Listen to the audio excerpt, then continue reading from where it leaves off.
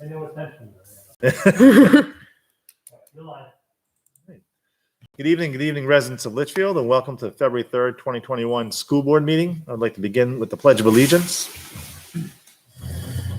I pledge allegiance to the flag of the United States of America and to the republic for which it stands, one nation, under God, indivisible, with liberty and justice for all.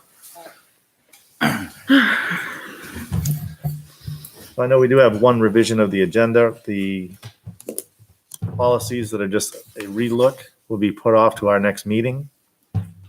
Those are just the reapproval policies. And do we have any other revisions? We do not. A summary of non-public actions from January 6, 2021.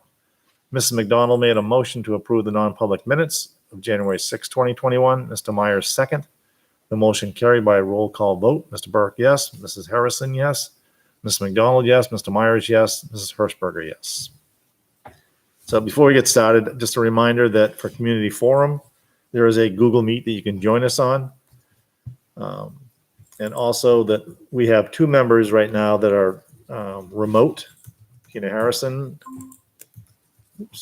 and Tara Hirschberger. And we also have Rob Myers, who is going to be coming to the meeting late. So members that are here are Liz McDonald and myself. So that will bring us to Community Forum if anybody is on the meet.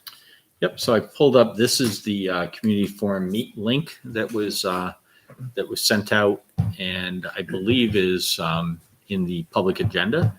And at this time, there is nobody waiting to speak to the board. So we'll give it a moment, and there's also a second community input later on in the meeting if someone does want to join. So we can do, I suppose we can go through correspondence while we're waiting, and if after correspondence is done, no one's on, we'll just shut it off. So, do we have any correspondence?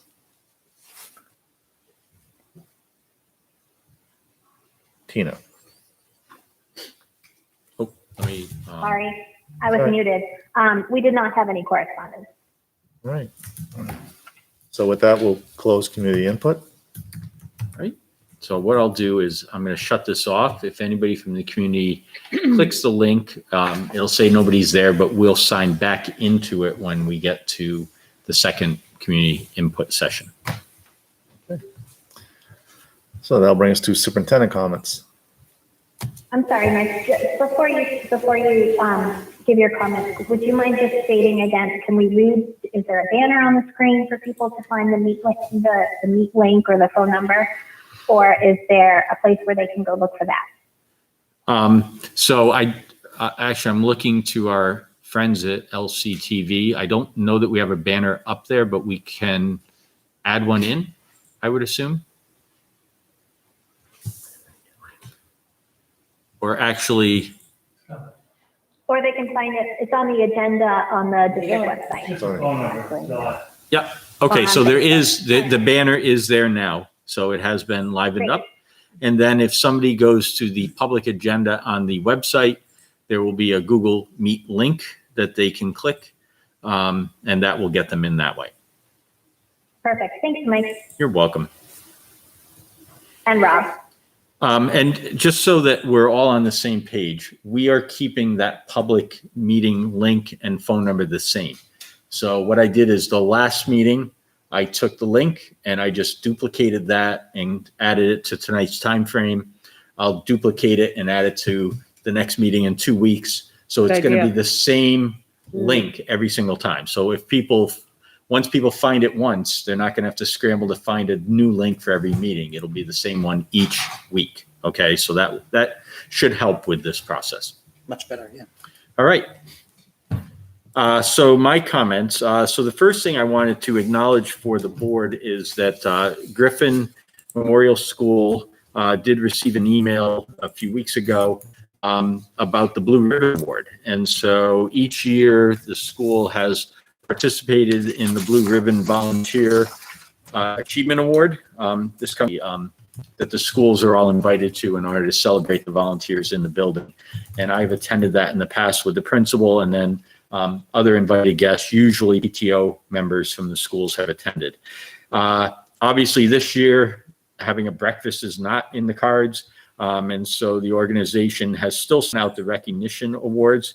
And so this is recognizing the extraordinary efforts of the school, volunteer coordinators, and their volunteer teams during the academic year of 2019-2020. So this is for the effort that was made last year.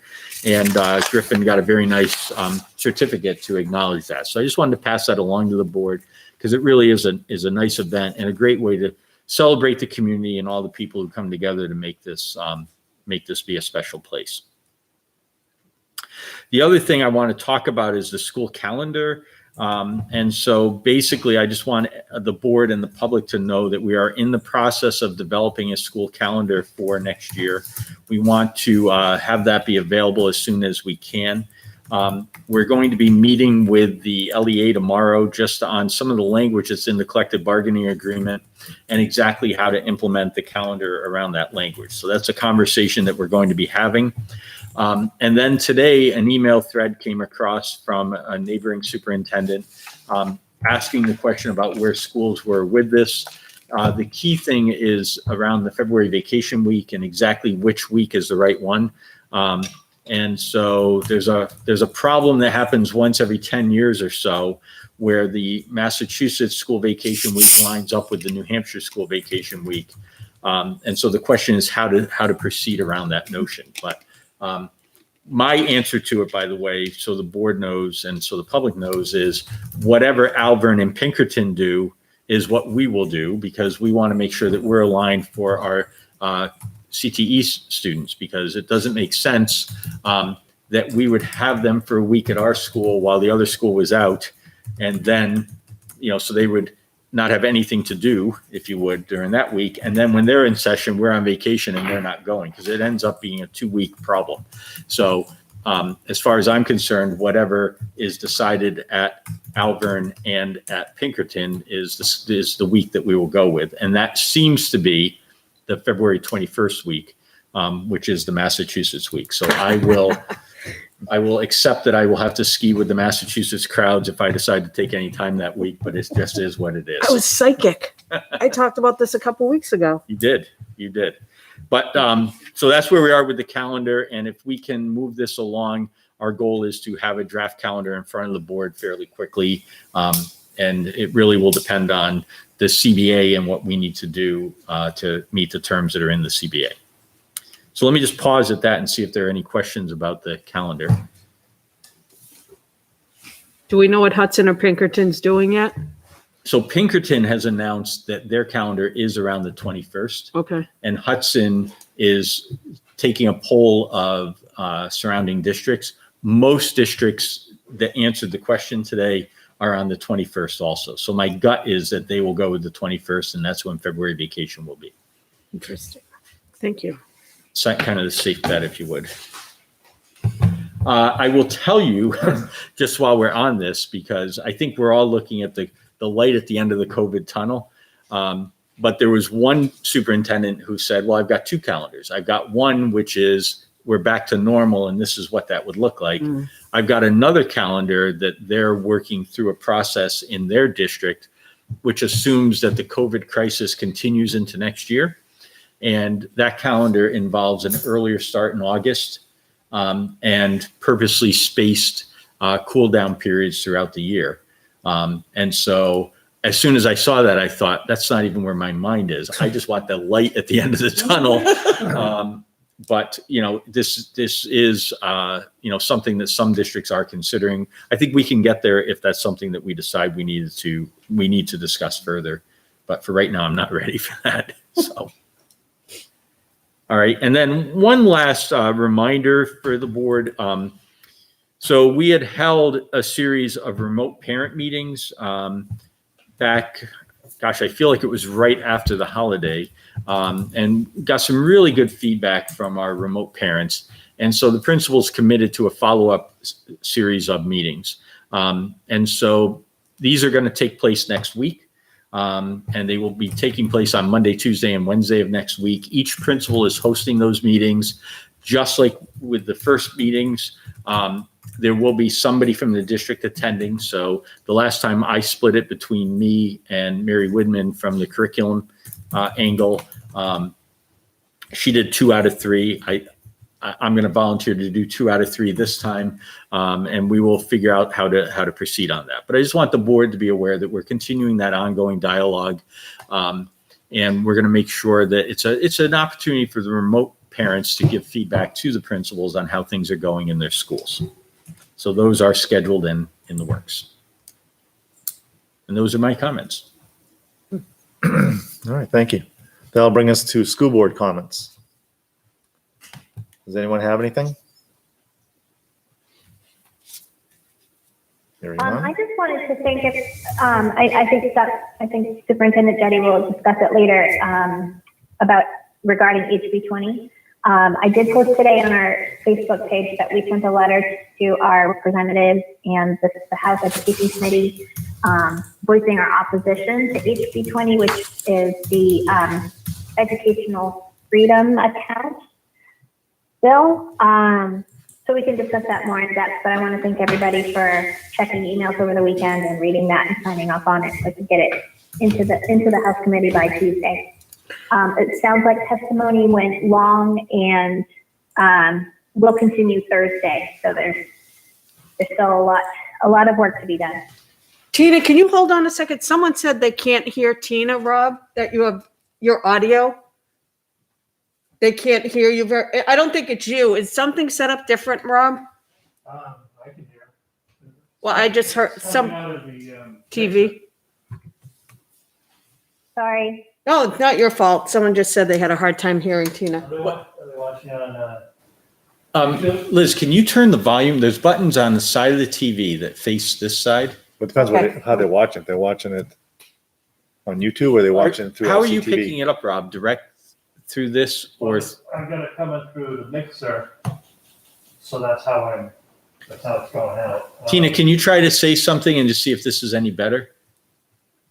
Sure. Is this any better? That's louder. It's It is- louder in the room. It is for us. So it is better for us. Yes. Thanks. Oh, okay. Sorry to interrupt everybody. Sorry. So I gotta be just out. No, it's perfect now. And I'm right in front of you. Okay. Yeah, it is here. It doesn't necessarily mean it is there. What the? You're so cranky. What's interesting is the meeting that we had prior to the board meeting was a facilities study meeting, and all of the sound from the remote participants was coming through my computer. And then I logged out of there and logged into this meeting, and now the sound is coming out of the TV. And I don't know why it's there and not here, but it is.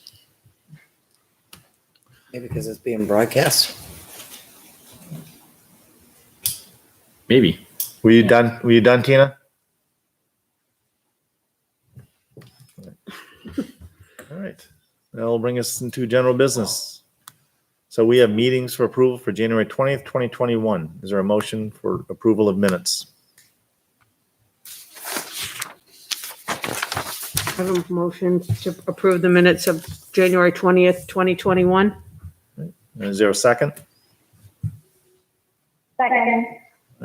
Liz made the motion, Tina second. Further discussion? Hearing none. All those in favor signify by saying aye. Liz, Aye. Tyra, Aye. Tina, Aye. and Brian's an aye. Motion carries 4-0-0. That will bring us to Mr. Lonigan and the principal's report for CHS. So, Diane got sent the invite, right? Mm-hmm. All right, let me just tell her it's time. Which invite did you send her? This one or the meeting? No, I sent her ours. This one. Yes. Okay. Oh, I'm sorry. I thought you meant the community. Yeah, Yeah. I sent her ours. And actually, Rob, if you can take me off the feed, I'm gonna access the device. So perfect, thank you. I'm gonna access the slideshow so we can project that. Just have to find it.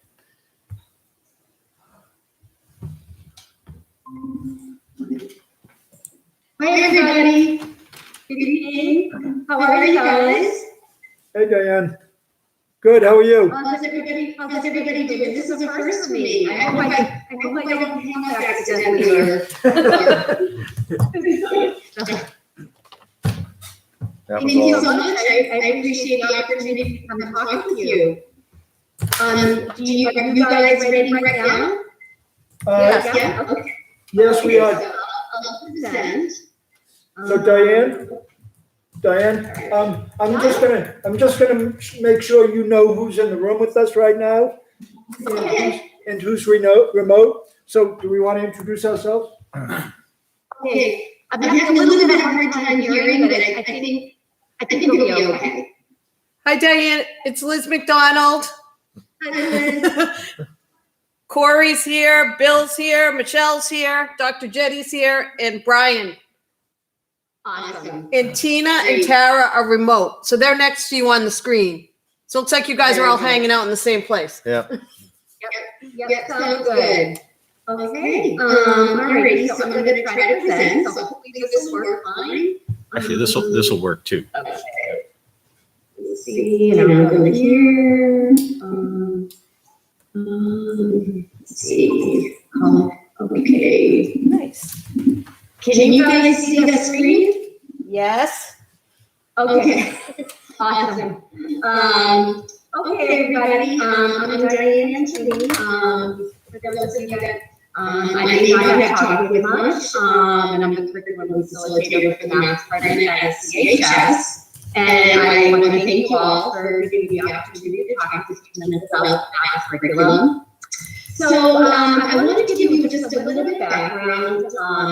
So what I'm just going to talk about is give a brief overview, what we've done up to this point, our courses and how that's structured, how we plan our mathematical units, and then get into a little bit of a discussion with assessment, and then our next steps and what we have planned.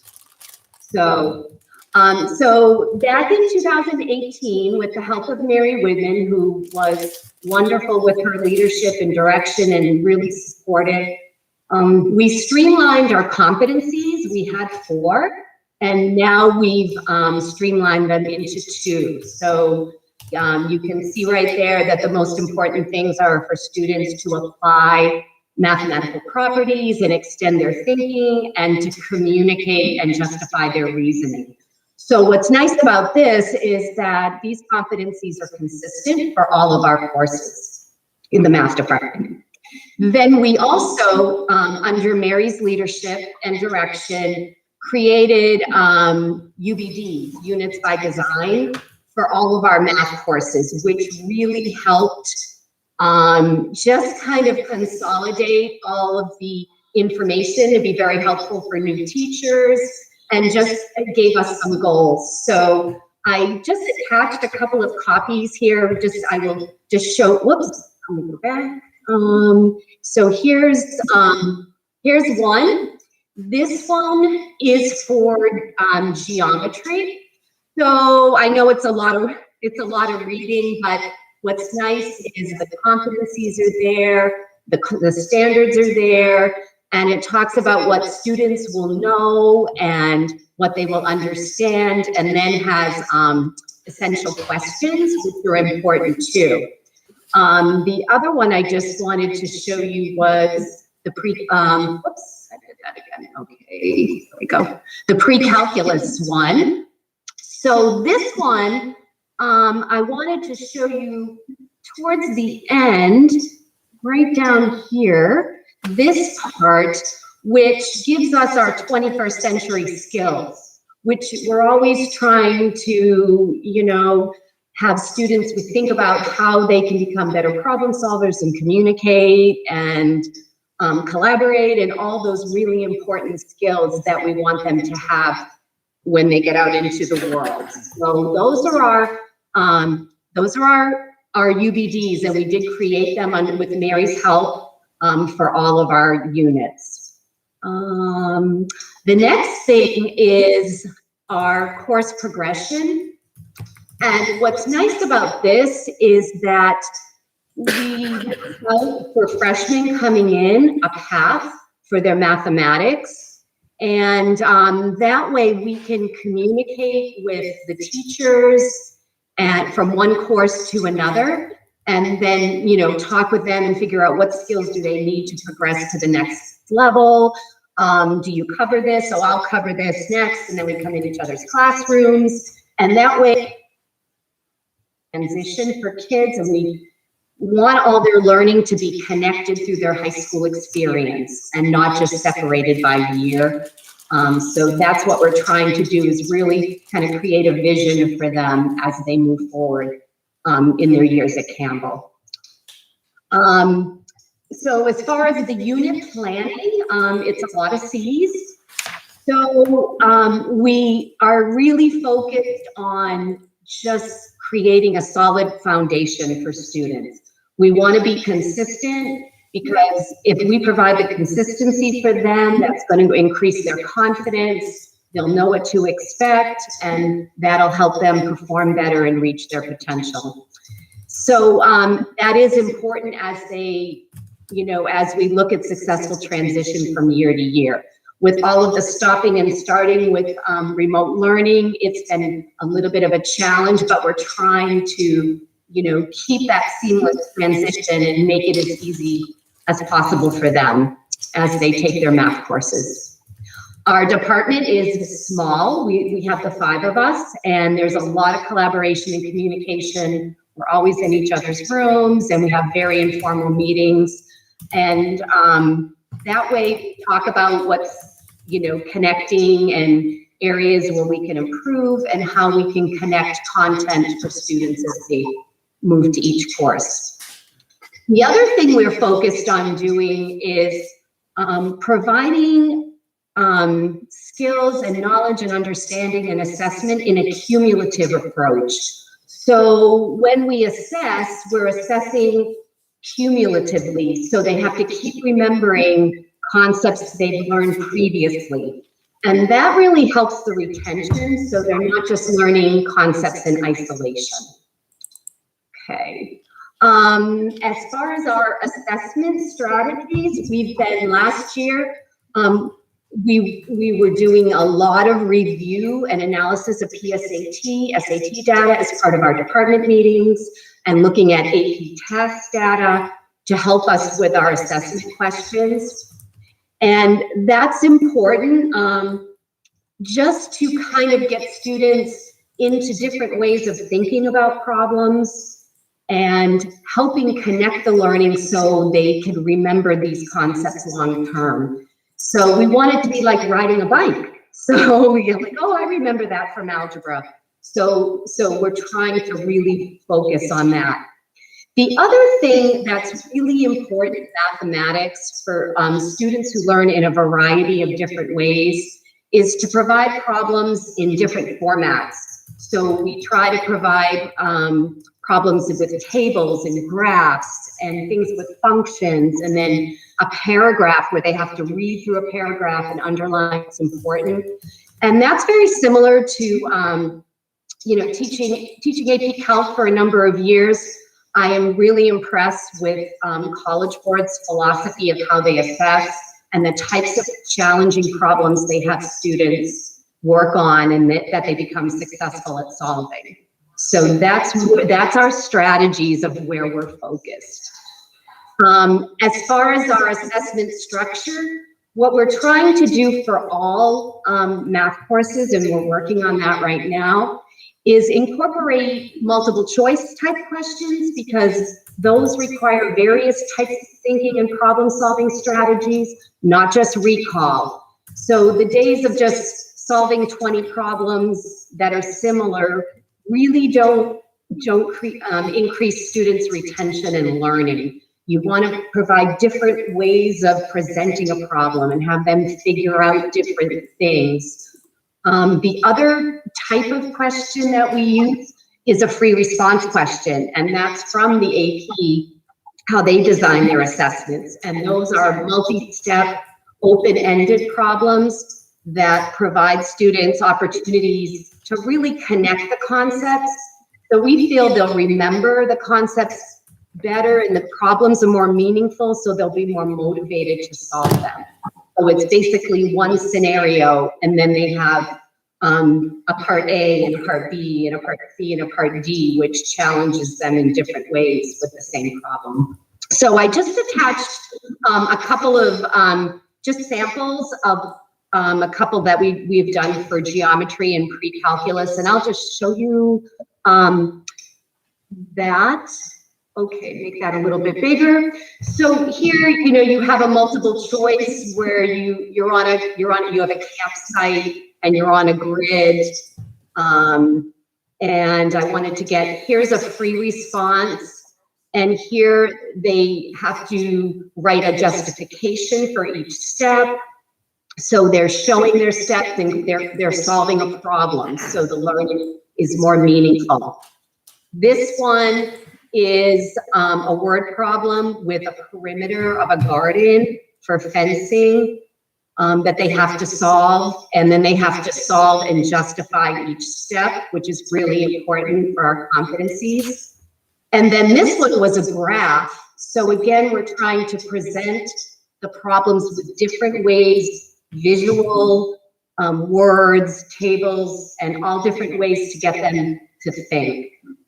So that one was our geometry one, and I'll just show you the pre-calculus one, just a sample of that. So this one again just has different ways of thinking of problems. Here's a Ferris wheel, and you have to come up with an equation. This one is a graph, and they have to look at the graph and figure out an equation. So things are presented in different formats. And again, here's a free response with different parts. So you're modeling and then getting them to think about each step of the problem. And then there's proofs. And then the last part again is you are given a problem and you have to sketch a graph and write an equation. So that's, and it's part A through D. So those are the types, we're trying to create more meaningful assessments and, you know, kind of like less is more, but just meatier problems that really get them to think. And our next steps, basically, what we're going to continue to do is try to create consistent and common assessments in that very similar format for all the math courses. We're doing some work in Algebra 1 and Algebra 2 right now. And then we'll continue to use our department meetings to analyze the data, to make changes as we need to. And this part, this bullet is important because we want to create meaningful assessments for students who struggle in math. You know, it may not be their strength, but we want to find ways maybe we can work on, they can, you know, start with a part A of a free response and then master a part A and a B. So really focused on getting those students to feel more confident and solve problems, which I think will really help their learning. And lastly, the most important thing is for students really to have a solid foundation in math. And I think, you know, through the pandemic and working on students retaining skills, I think our main goal is to continue to keep assessing and having students practice skills in their algebra to keep that foundation so that they keep remembering the concepts for all courses. So that's pretty much where we're at right now.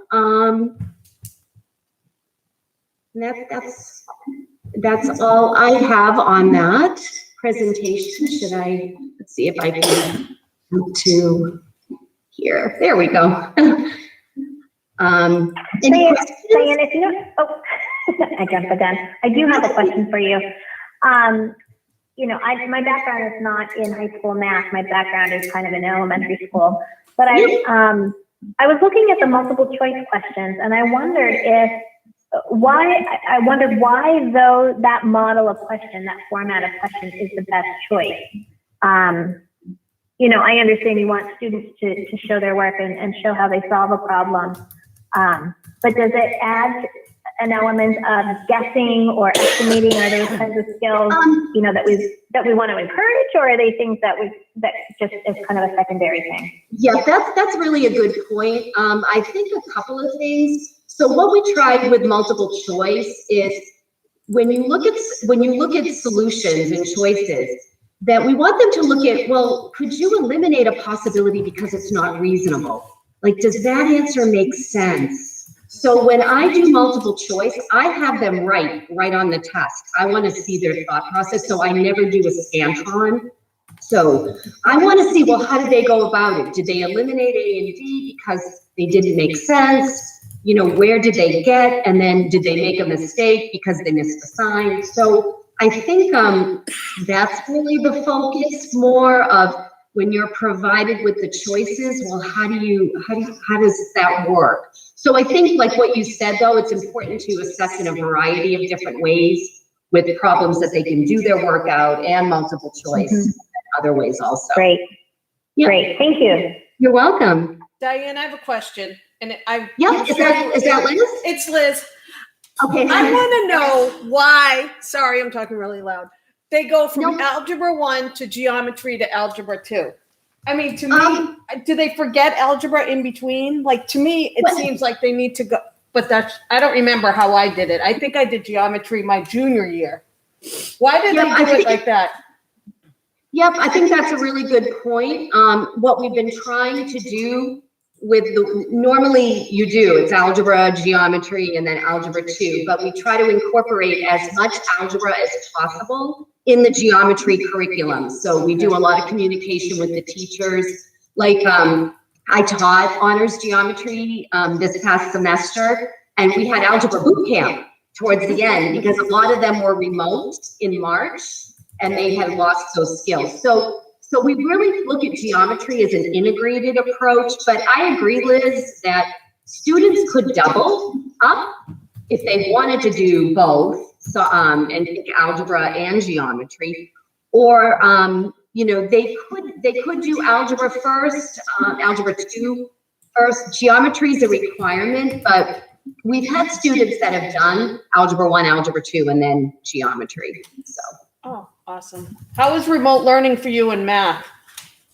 It's a challenge. I find that the kids, they're home, so they're a little more distracted, but they're attending their Google Meets. I'm doing my lessons. It's not the same as being in person, which is so much better. But we're making it work. So the kids have been great. They've been really motivated and working really hard. So awesome. Thank you. Yep, you're welcome. Anything else with Diane? I just have a comment from an 8th grade perspective. I have 2 kids in 8th grade who are taking algebra, and one of them is doing outstanding. The other one is more struggling. And, I literally went through the first 4 units with one of my sons, going through all the ed puzzles. So I can definitely vouch for the different type of questions that are asked and how they're presented in different ways. And I know, honestly, I was learning it with him. And so it was actually very helpful, I thought, to have questions, just various formats of questions, because it really helped stretch and challenge the learning. So, yeah. Yeah, I agree. And I think it makes it more interesting for them. I mean, just Definitely. to different types of problems and incorporate things that are more meaningful. So whatever we can do to motivate them to stick with it and do those types of problems. Yeah. So I have one observation, just building on what Diane said previously, when she talked about the collaborative nature of the teachers. It's really kind of impressive to walk through and to see what's happening, so that if somebody's not teaching, they're oftentimes across the hall and talking with somebody, and teachers share rooms right opposite each other, so they're constantly coming back through. So even though we've got 2 relatively, actually brand new teachers for the most part, there's enough depth in there between Kim and Sean and Jocelyn and Kristen and Diane to see that this is some good work that they're doing in terms of collaborating on the curriculum. There's no doubt about that. Yeah. Yep, thanks, Bill. And we really like each other too. We love working together. You know, Kim was in my room the other day and we talk all the time and like, what are you doing? And what did you, and how did you do this? So we really enjoy that collaboration. So it's really fun for us. So it's been very, very good, especially in a small school where you can just talk to one another so much. So the kids need geometry to graduate or algebra too? They need geometry. Okay. Yes. Yep. So they need 4 years. They can have that 4th year be a math embedded course, like accounting or, chemistry or, other woodworking. I think, there's a bunch of physical courses that qualify. So. Great. Thank you very much. Thanks, Diane. You're welcome. Thank you very much, everybody. I hope y'all have a great night. Thank you. Bye-bye. Thanks.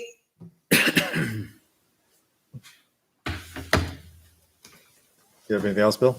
Well, a couple of things, briefly. We're in the middle of the course selection process. So it's kind of interesting because we're still looking at how do we want to schedule for next year? Are we looking at continuing the 4x4 block? Do we want to go back to the alternating AB?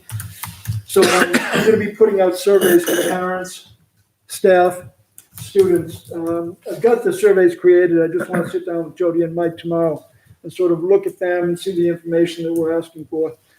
So then we'll get that feedback. We'll also look at sort of the mid-year in terms of student grading and their successes and looking at sort of last year student success. It's hard to compare the 2 years because if you look at the former schedule, we ended in March and after that it was remote and it was not the best of circumstances. So it's really going to be hard to look at that data. But I really want to get a sense from what the community thinks, the kids, what they prefer. We know that some of our teachers, particularly for the teachers who work with some of our kids who have more challenges, they like the 4x4 block because it allows those kids to focus on just a small number of classes. Most of my staff, however, is really committed to going back to the former schedule. So I want to see what the parents say. I want to see what all the students say. So that's a little bit of what we're looking at in terms of the schedule for next year.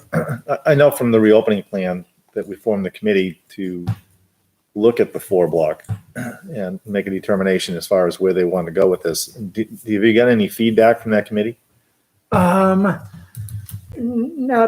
particularly. No. I mean, really, I think really where you want to get your information from, one is the students. Okay, because they're working with 3 to 4 classes. They're not working with 6 or 7 classes, and that's a little bit easier for them to manage. The teachers, some of them have struggled with the 4x4 because it's 5 classes, 5 days in a row. They don't have the same kind of prep time between to do some of the other work that they need to be doing. And they weren't trained in this. They were trained in having a day off between each of their classes so that, you have them Tuesday, Thursday, you have Wednesday, Friday. Yep. And I think that's been a struggle for them. But we also just made another transition. So you had a transition between first and second quarter. A few kids switch classes over. We have a semester break here where everybody switches over classes. So you're going to see some significant changes. What's that adjustment look like for students, in terms of adjusting to 3 or 4 new classes? What's it look like for teachers adjusting to 3 or 4 new classes? Having a chance to do Algebra 1 now, a second semester, after having it taught first semester with a different group of kids, it's a little different in terms of planning and organizing and correcting things. So I want to get a sense from them on what that's actually going to look like for them. Yep. Is there a benefit from a scheduling perspective, 4x4 versus the way we've done it in terms of availability of classes? I'm not certain in terms of availability, but what I do know is this. You can teach more classes in some ways. Teachers are typically having 5 courses a year that they're teaching, or 5 courses a semester because they'll do electives differently. With the 4x4 block, you can actually teach 6 classes, okay? So you can actually have teachers teaching more classes. Again, it's a good situation to have, but it also sometimes your staff worries about, well, if you're going to have teachers teach more classes, you don't need as many teachers. And so there's that concern that it's going to minimize the number of teachers you need. So there's that concern about, are you going to have a rift? Mike has a little bit more familiarity with that as he's taught and been a principal in a 4x4 system. But I get that piece. I get the teacher concern on that. But I also know what we have to do is we have to figure out what's best for kids, you know? And, you know, I've seen some studies where they talk about a 4x4 being a perfectly appropriate way to teach and learn. I've also seen some studies that say, it's not as effective as some other models, but that you find that in everything in education, you know? So it's hard to look at this on the basis of 4 months, 5 months of a school year and get a sense of what really is the best path. But we want to hear from students, we want to hear from their parents, we want to hear from the teachers, and that'll help us sort of get a clear sense of this. Yeah. Yeah. Briefly, competency recovery, just so we have a sense of that. We did at the semester break provide teachers and students with 2 days to do competency recovery. We haven't looked at that data. We haven't gotten a sense what that means right now because grades are just being finalized today and being available tomorrow. I think tomorrow morning around 9 o'clock. So we'll take a look at that. We're also, however, we have to do the competency recovery for the students from back in the spring semester.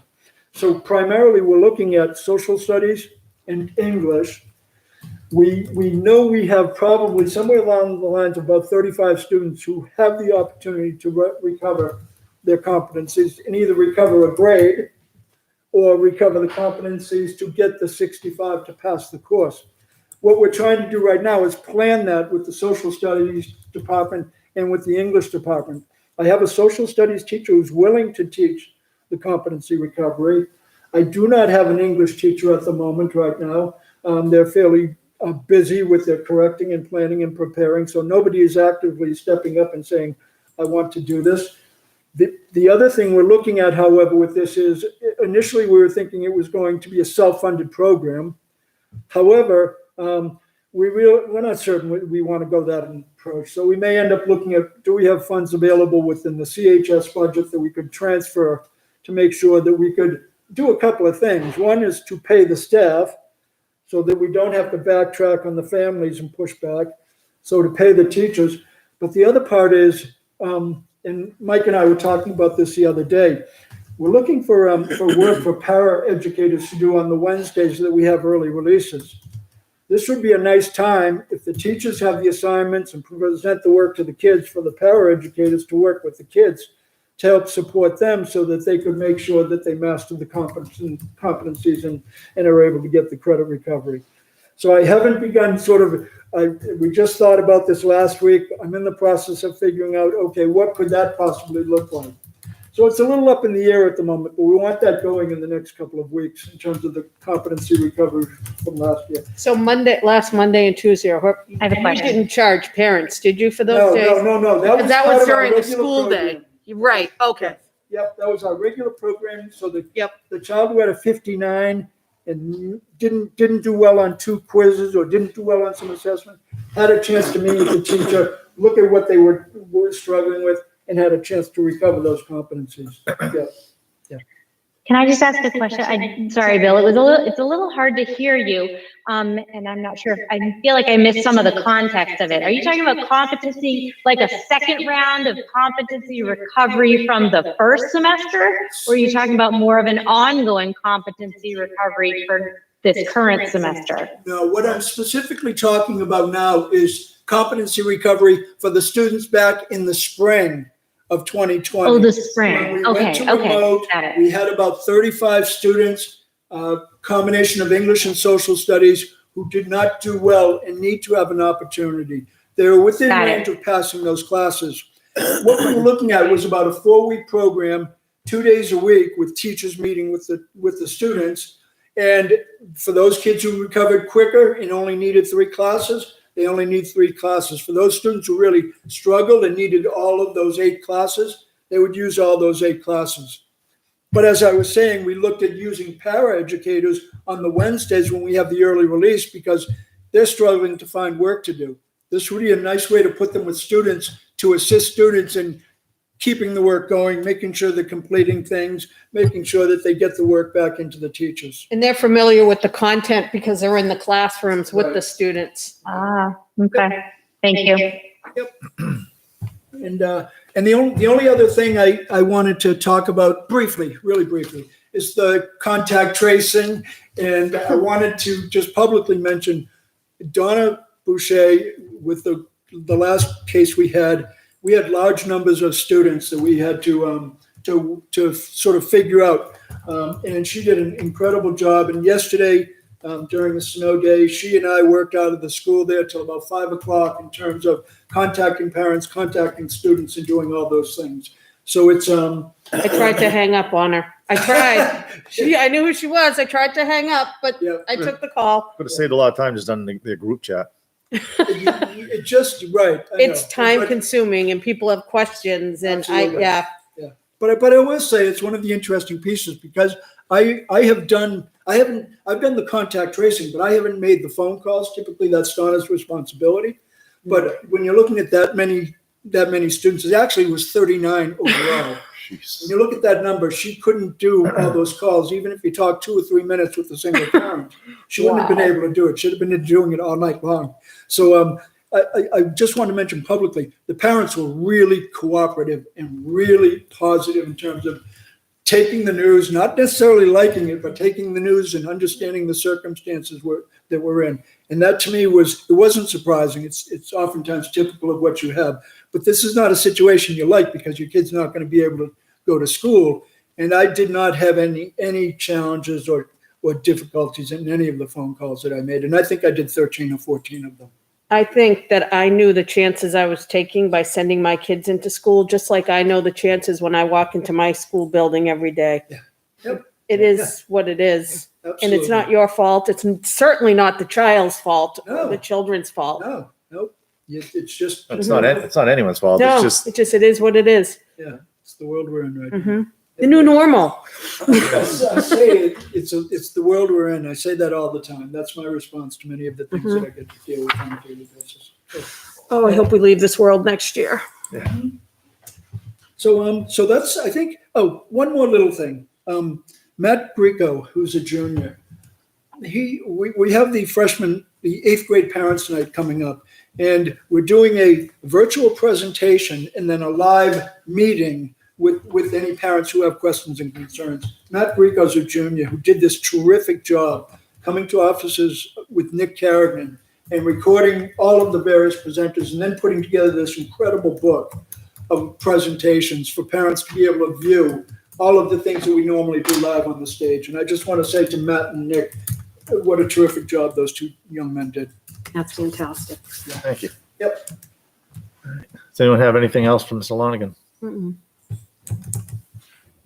Thank you very much. All right. Bill, do you just want to publicly pass the snowflake? I mean, I think Oh, everybody yes. should know this Yes. probably ought to be done publicly. So, Yes. so the principals have a friendly, along with me, a friendly predicting the amount of snow that the storm is bringing. And so this is the award. It gets passed. And the recipient of this is Tom Leclerc. Tom Leckliter. Tom And so Leckliter. Tom won the last storm. He recognized that this was going to be an undershoot compared to WMUR. And so Bill won the first round, but Tom gets the snowflake this I'm round. glad to give that up. You see that. We will get the snowflake to Tom. Coveted snowflake. Yes. Yes, All right. absolutely. It's now publicly passed. Yes, indeed. All right. All right. Thanks, everyone. Thank you. Thanks. All right, so that will bring us to committee reports. The first one here is Facilities Improvement Committee. We met this evening before this meeting. And really our focus was on a lot on LMS and work that can be done through funds that we already have. And a lot of energy recommendations to the building. I mean, a couple of things that we found out that the outside walls were one of the considerations was wrapping the outside walls or doing something as far as bringing up the R factor for the walls, and come to find out we really don't need to. The same going as far as with the roof, putting additional R factor on the roof, although we do need a new roof. But those two items alone are considerable savings. And the biggest focus, the first is the windows, replacing all the windows at the school. I think anybody who's been at LMS recently, especially in the old hallways, the entranceways, I mean, there's a lot, you can tell that the double pane seal is been damaged. So the windows alone would definitely increase as far as savings from fuel and electricity. And the other is replacing the roof, because if we're considering solar panels, there's no sense in putting solar panels on a roof that's, I don't even know how many years that roof is, 20 some odd, 15, I think. 15. So, I mean, that was a big focus this evening as far as how to go about doing that and just the expense involved. And again, we have most of the monies. Actually, we have all the monies for those improvements to go ahead. And it would be, we feel, and sort of the professionals who are presenting it to us, a large savings in the long run as far as from energy consumption. So When do we start talking about solar panels? I don't really know anything about them. So you'd rent them out or you'd buy them and that would help heat the building? right. So with they figure with solar panels, first of all, the type of panel they're going to put on it and the roof that, and again, it's down the road because it'll be presented to the public, but it'll be probably like a 15-year turnaround. So instead of paying Eversource and paying, say, Burke Oil, that we'd be utilizing the energy from those solar panels. And so let's say we paid $10,000 a month for both energies. Instead, we'd be paying $10,000 to pay off the solar panels, just throwing out numbers. Mhm. After 15 years or 20 years, now that money that we are still not paying those companies are now come back to the taxpayers. Because you own the panels. Correct. Got it. Tina, I don't know if you have anything you want to add as far as conversation from this evening. No, I think you pretty well covered it. I mean, I think the district's position is that GMS is kind of the elephant in the room and the top priority. But it's also become very clear, especially through COVID, that LMS also needs a lot of work. And rather than put that off any longer, it's become necessary to address it now. And we can do it in a smart way that won't have a tax impact. You know, we can, like Brian said, with the savings that we get with the energy efficiency and making these improvements, we're not going to be asking for a huge bond to fix LMS up. And then LMS is set for 30 to 40 years. You know, we won't be asking for another new school building down the line. So, you know, our focus is still on GMS. That's just a bigger project. I kind of feel like this is lower hanging fruit, kind of, that we are able to take care of and get this set before we attack I don't want to attack an elephant. That's not what I mean, but you know what I mean. Good. Thank you. And then you want to talk about the delegate assembly report? Sure. It was a long meeting, mostly because of tech glitches, as there always are. The delegates approved all of approved and denied the proposed resolutions according to what the recommendation was. So I was able to vote with the majority on all of them following the NHSBA's recommendations, and that was all fine. At the beginning of the meeting, there was a brief discussion about removing a resolution that was added last year regarding schools being able to ban firearms on school property. I guess last year when Tara attended the NHSBA, the delegates voted to add that as a continuing resolution. So this would be the second year it's been a continuing resolution and needs one more year of approval to then be a permanent resolution. And that just means that the NHSBA will provide testimony in support of a statewide ban on firearms on school properties rather than having local control, because it would be very disruptive for law enforcement, for example, in multi-town districts and things like that. So that stayed on as a resolution. The others were all approved. And at the end, a delegate, I believe from Nottingham, I don't remember exactly, proposed, and it was supported by the majority, that the NHSBA send a letter to the governor regarding including teachers and educational staff, school staff members in phase 1B of the vaccination. And so that was approved by the delegates, and NHSBA wrote a letter of support for that. And that was about it. Thank you. Does anybody have any questions for Tina? All right, thank you, Tina. All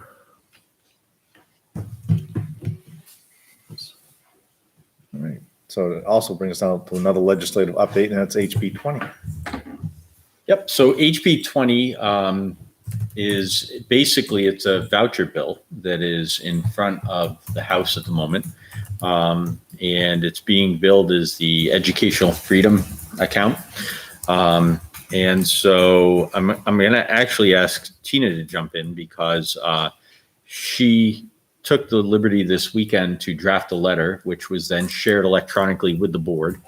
So the public knows, there was collaboration around a letter. And then that letter was finalized and sent off. And there was a hearing on it yesterday. I was not able to attend the hearing, but what I was able to do was to register for the hearing.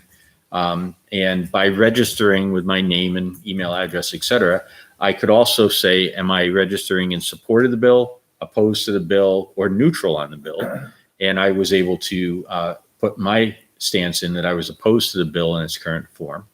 And my understanding is that that's a pretty meaningful thing, because then the committee sees who's registering and what their stances are. And in fact, I believe that the people opposed to the bill were 2-1 in outnumbering those who were in support of the bill. So it was like 600 people in support and 1,300 people opposed, kind of thing. So, I think it was 30. I read somewhere that it was 3,100 opposed. Oh, I might have yeah. inverted that then.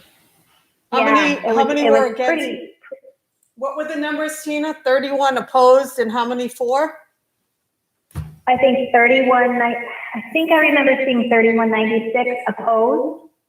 And what did you say, Mike, was in favor? I thought it was 600. I'm looking it up right now. I was just curious. I'm sorry. That's pretty substantial, you would hope. It is. It is. I'm talking to you like I you're read here. Sorry. I read an article today in the Londonderry Patch about some of the testimony that was provided by some lobbyists from Arizona who instituted this plan. And they said it put a financial burden on their taxpayers that they hadn't really counted on. It ended up costing them more in the long run than funding their public schools. So Tina, I'm just looking at the number. You are correct. I inverted it. So it says there were 3,198 in opposition, 600 in support, and 5 neutral people signed in. So that's 5-1 in terms of those opposed. And it said that 130 people signed up to speak, but the committee only had time to hear from roughly 30. So they've now continued the hearing into Thursday. So that's you're right on with those numbers. Thank you. And you can continue to record your opposition. I posted a link on Facebook. I'll do it again. You can continue to do that until testimony closes after Thursday. So if people are watching at home and want to weigh in favor or opposed, I'll post that on our Litchfield School Board Facebook page. Tina, so the letter, and I think what we should do is, Michelle, can we get that added to our website so that the public can see what the board's the reason for being opposed. It's not just that we're opposed. There are some real flaws, I think, with the way the legislation is crafted.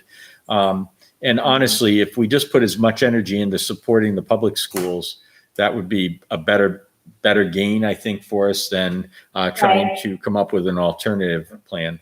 And so let's get that on there so the public can see what the arguments are. Can you just quickly summarize some of the key arguments against it so the public knows? Sure. Let me just pull it up real quick though, because I wasn't well prepared. Basically, I said that our greatest concerns were funding and student outcomes. So we're concerned about funding because there's no requirement that the voucher be used for tuition at a New Hampshire-based school. So taxpayers could be subsidizing out-of-state private schools.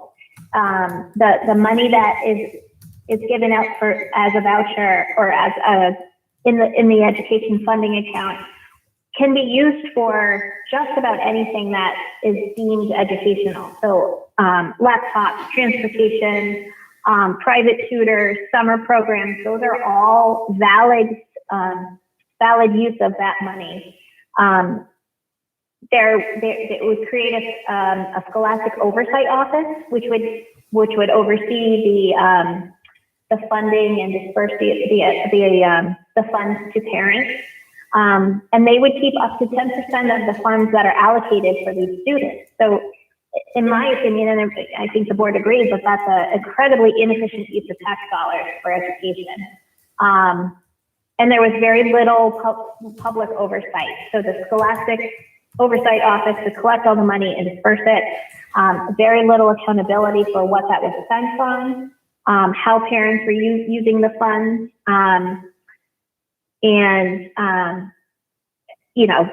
it would take funding away from public schools when we've already been losing millions of dollars in state aid over the past decade. The other concerns were regarding student outcomes. A student who participates in this program would unenroll from their public school. And there are no protections for students with disabilities or any protected classes. So they could be used at institutions that could potentially, that are not obligated to follow anti-discrimination laws. So that's kind of a red flag to me. And students with disabilities would waive their rights under federal and state disability laws. So they would not have a right to an IEP or a right to services or a right to a free and appropriate education in a least restrictive environment. That could cause pose a problem if those services are needed at an alternative education agency. There would be no assessment necessary. It's not required. You wouldn't be required to take the statewide assessment that our students are required to take. And ultimately, long-term studies of voucher programs have shown that students in voucher programs have lower math and reading scores. There is a dip, and then those dips persist for years after the initial study. There has, short-term studies have shown that they either have insignificant impact or actually have hurt student outcomes. So the letter, I provided some links to some studies that have been done. So that's pretty much, based on the funding issues and the student outcomes, I just think it's a bad bill. It's a poorly written. It gives a lot of freedom with very little accountability. And I'm worried about our students if this were to become a bill.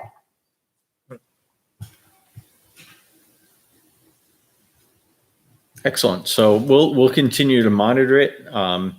And I think as much public engagement as we can have around it would be really important. But I do appreciate the board taking the lead and getting a stance because you're very close to this. You understand the nuances of it and what we do, and making that stance is important. And you got at least one reply from people on the committee, a member of the committee, right? Did you hear from others? I did. I heard back from one member. It was basically just a form response that said to how to submit your position on it, and to go online and record that in the link. So keep sharing and spreading the news. Mike, thank you for sending that link to us. I did that last night. I think an important thing to tell people is that they have to put the date of when the hearing is. And so it was actually Tuesday. It was yesterday. So in order to even file this, you have to know the date of the hearing, Tuesday. Excellent point.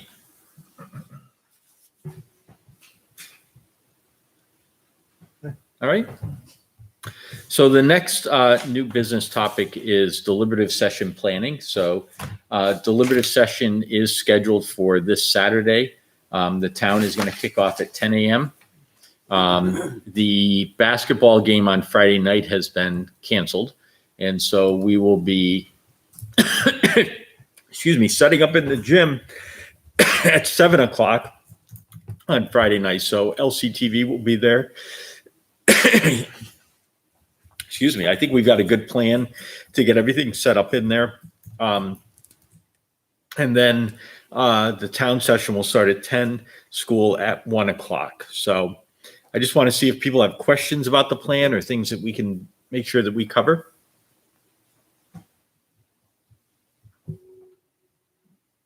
I think the plan that I linked for the board showed tables near the moderator. For the committees, we switched to individual desks. So there are a number of desks that are in the gym because there's an overflow from the cafeteria for lunch. So I said to Michelle, let's just use the student desks that are there. And you can space them out and they don't take up anywhere near as much space as trying to space out a 6-foot table. So yes, you'll be at a student desk if you are a budget committee member or if you are a school board member. So kind of Make sure appropriate. your laptops are charged. What are you trying to say? That's right. You won't be able to run a cord across the room. Oh, I'll have a cord, but I don't know how many people are going to be able to reach the power strip. So So is the entrance to this through the typical voting entrance? Is Yes. that correct? Yep. Okay. And so when you approach, so great point. You're going to come through the rear of the building like you would come to vote. And sort of as you walk up the sidewalk, the doors right in front of you will be the doors that you'll come in, check in with the supervisors, as long as you have a mask. as long as you're masked. There could be a member of the public who's unable to wear a mask, in which case they will sort of continue down the side, come in, and there's a special seating area. So, but again, it's got to be unable to wear a mask. Right. So most people will be masked in the main part of the gym. And the front parking lot will be cordoned off, so people won't be able to park there. Yes, because it doesn't make any sense to park in front and then have to walk around the building. So best bet is to park in the back of the building. So I'm looking at the plan, and I Yep. know like Russ Blanchett sent out clarification. I'm just a little confused as far as the mics. So when the budget committee gets up to speak, or the school board or selectmen, what mics do they go to? I know the moderator has a mic, 2 for the public. You know that, Michelle? I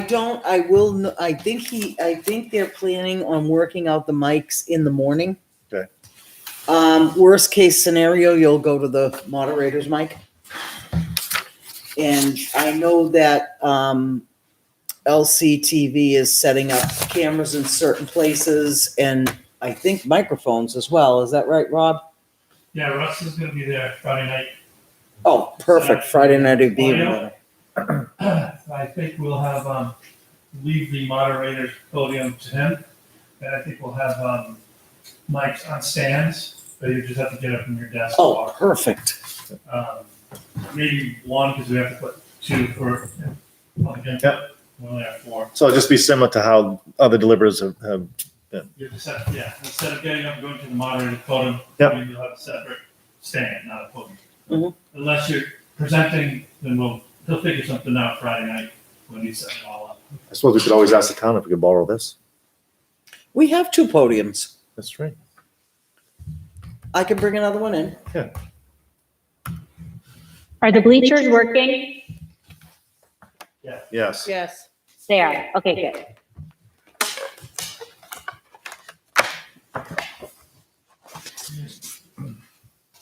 All right. Anything else on deliberative? So Corey, you've coordinated with Andrew, because I think Andrew is sort of driving the present. Can you just talk for a second about that coordination piece so that when board members are presenting or chiming in or whatever, just so everybody knows how that's going to go. Yep. At this point, we had requested some additional detail on state revenues, just knowing that Ralph Bohm will come in and speak to state revenues. So Andrew wanted to have that information on hand so he could speak to it as part of the general fund or the operating budget presentation. We've also provided to him the description of what is a tech integrator, along with the other piece that I sent to him tonight, where we identified the funding for the tech integrators. So I've asked him if he's got some time in his schedule tomorrow so that we can work through and discuss the presentation. So if some slides need to be put in there, some additional information, that it's just one slide deck instead of having to switch back and forth. So I'll be working I saw on his that with him. request to get some information as far as, because he'll be presenting. Is he presenting all the warrant articles? No, No, all no, right. he's presenting the operating budget. That's what I thought. All right. Yeah, but if we can generate one slide deck instead of having to switch between the two, it'd probably make more sense.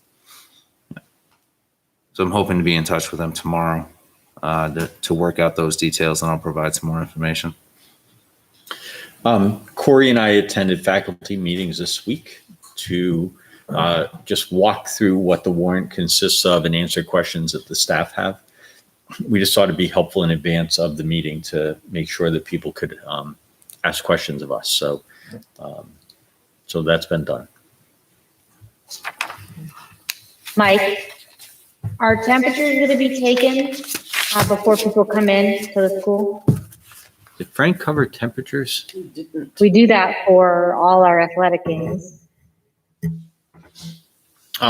So that would be up to the moderator. We do have the thermometers available, and we certainly could, we could contact him tomorrow to ask about that. I think it'd be a good idea. Like Tyra said, I mean, any sporting event you go to right now, they're just there with a gun or whatever. Yeah. Just only takes a second.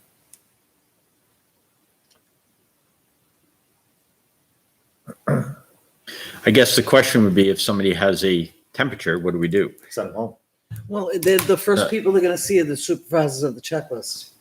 So, I mean, hopefully I don't know how prepared they are to handle that. Yeah, well, let us discuss that with the moderator. So, there are all these conflicting laws about what you can do because of a pandemic versus, I think let us have that discussion so that we know the answer.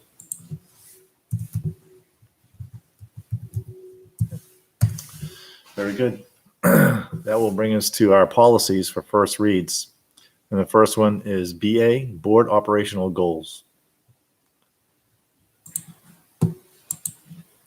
Do you want me to explain that? I'm sorry, I'm trying to get myself That's fine. up to speed, but go ahead and hit where we are with that one. Just to let the board know that they changed the name of the policy from board operational goals to board self-evaluation and goal setting. So the policy is changed somewhat from the older policy that we had, in that I had to rearrange some of the paragraphs so it would flow correctly. Some of them have been deleted and new evaluation objectives were added. So basically that's what changed in the policy. It's basically a combination of two different policies, one of which, once this is approved, the other one has to be rescinded. I had a question or comment about one of the numbers, number 5. It just doesn't make sense to me. We're going to evaluate the board's relationship to our instructional program. What does that mean? And I know that was the sample that the New Hampshire School Boards Association gave us, but how we're is that like conflict of interest? Or should it be relationship to like curriculum instructor? I don't know where I don't understand it. And you're right, it doesn't really make much sense. I think what it's doing is instead of using, you're really talking curriculum instruction and assessment. You're talking 3 interlinked aspects of the program. And so I believe that's why it's using that language, because, we just saw a presentation from the high school math department that talked about assessment strategies and, how do we know the students are achieving competencies?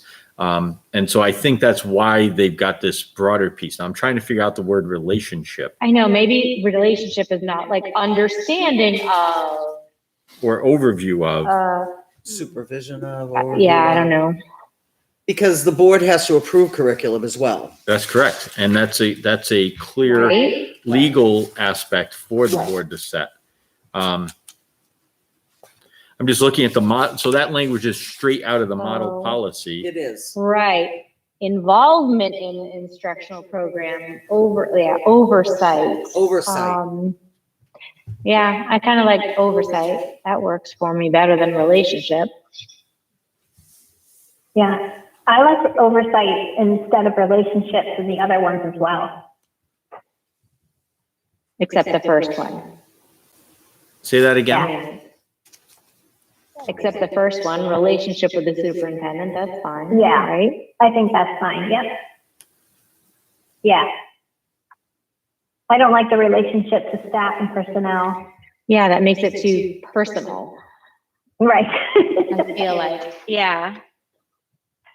We shouldn't be having relationships with staff and personnel.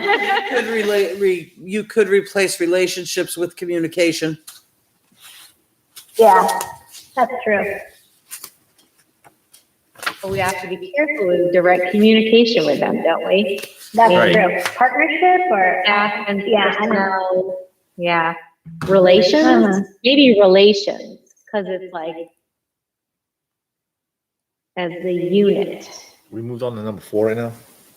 We're sort of, yeah. I mean, so here's what, as I'm reading this, the opening sentence is about operations and relationships. And then it goes on to use the word relationships in quite a few of these. I mean, even number 2, community Yeah. relations are relationships. Right. So Right. it is awkward the way it reads, I think. Maybe we just take out relationship and list superintendent, community, blah, blah, blah. Since the sentence is there already, I don't know. Board operations and relationships are represented those in which objectives may be set and progress appraised. I like that idea, Michelle, actually. How about across the district? And then you could take I don't out have a all problem that with stuff. relationships, but I just see it as relation 2. Yeah. I don't I don't have a agree problem. with, yeah. It's not, it's in relation to, not like a relationship. Right, it's It not can like be we're read gonna go that out- way too. Right. That's how I see it.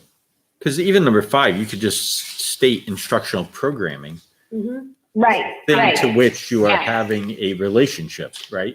The board Yeah. and setting Yeah. goals around instructional programming. Right. Right. Right. Community board meetings, staff and personnel. That's better. Yeah. Just a different area.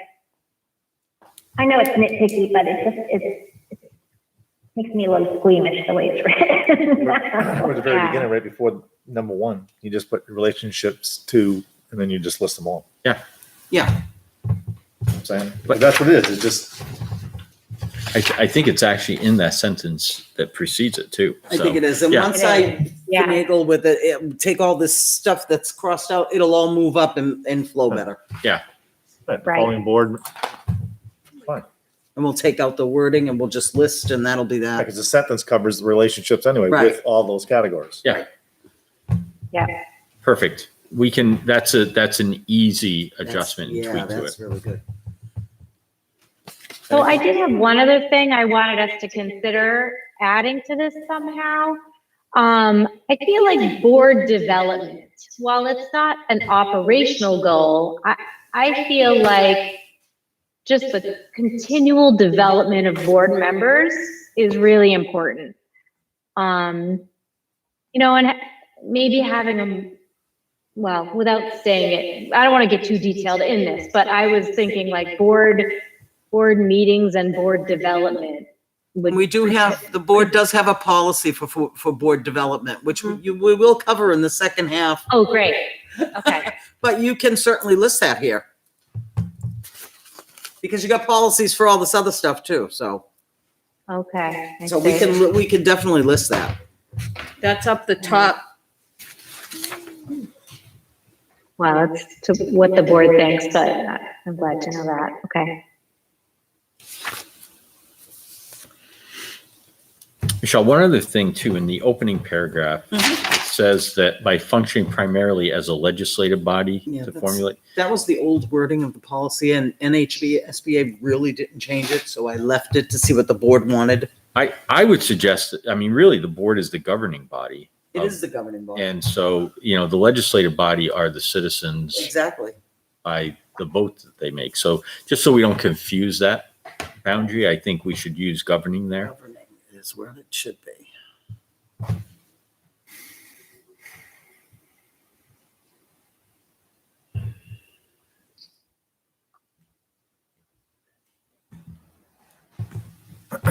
Okay. Anyone have anything else on this policy? Okay, Tim. Do you want me to bring it back for a first reading? I think we just discussed what the changes are gonna be, correct? Okay, if you accept it as a first reading with the changes, you have to make a motion. No, I know. I just reminding you. Anything else? I'll make a motion to accept BA as a first read with the changes that we just mentioned. A second. Further discussion? Hearing none. All those in favor signify by saying aye. Liz, Aye.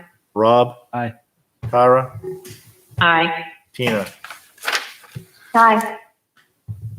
500. Right. Was it Liz or Tina who seconded that? I'm sorry. That was Liz. Right.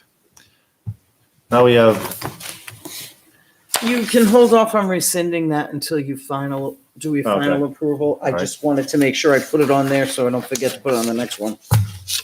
all right, so then our next policy is BB. School board legal status. And you'll note the only change on that is what was added about establishing structure, accountability, advocacy, and delivery or instruction in each school. Consistent with applicable law. That was the only change to that policy. I'll make a motion to accept policy BB for first read. A second. Second. Liz beat you, Tara. So I made the motion, Liz second.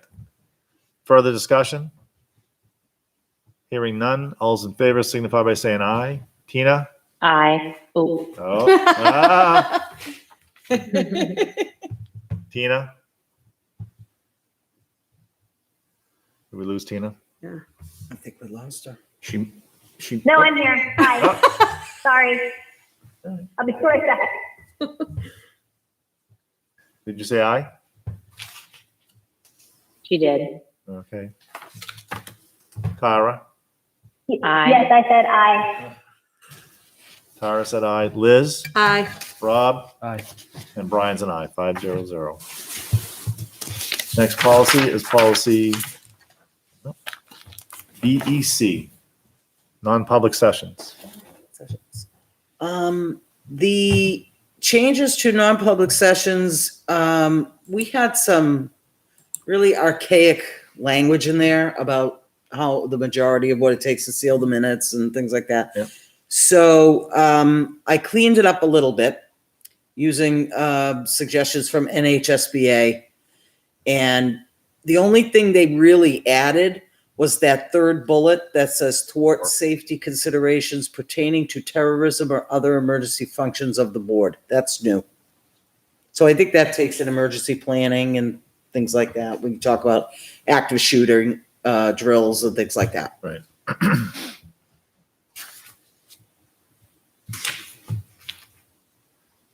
I'll make a motion. Make a motion to approve policy BEC. All right, Tara made a motion to, I second. and Liz second. BEC for first read. Further discussion? Hearing none, all's in favor signify by saying aye. Liz? Aye. Rob? Aye. Tina? Aye. Tara? Aye. 500. Next is DEDB. Agenda preparation and dissemination. This policy,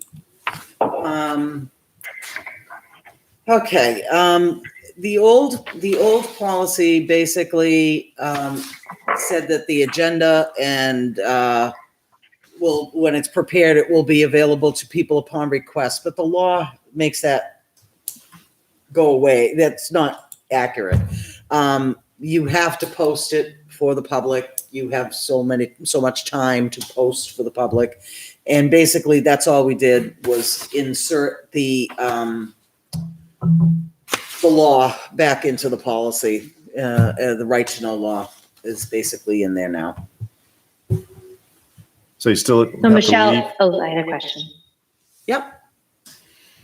So my question is, does this change how we present the public agenda? Because it says supporting materials sent to the agenda are subject to disclosure by the right to know law.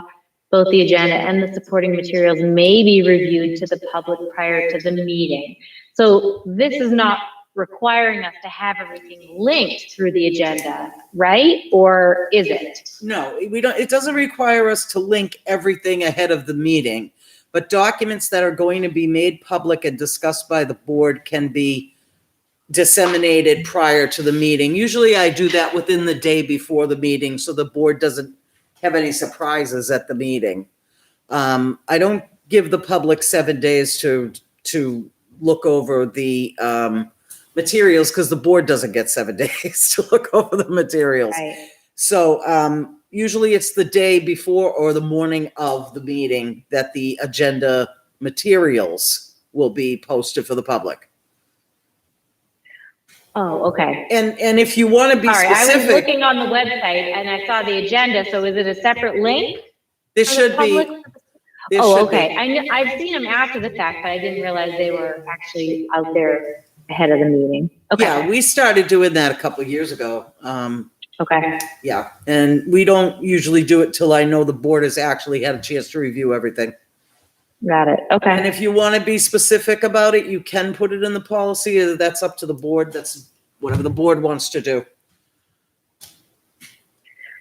Well, the way I read this is that it's, that we can make it available to them prior to, but it Mhm. sounds like we are anyway, We are. so. Good. Mm-hmm.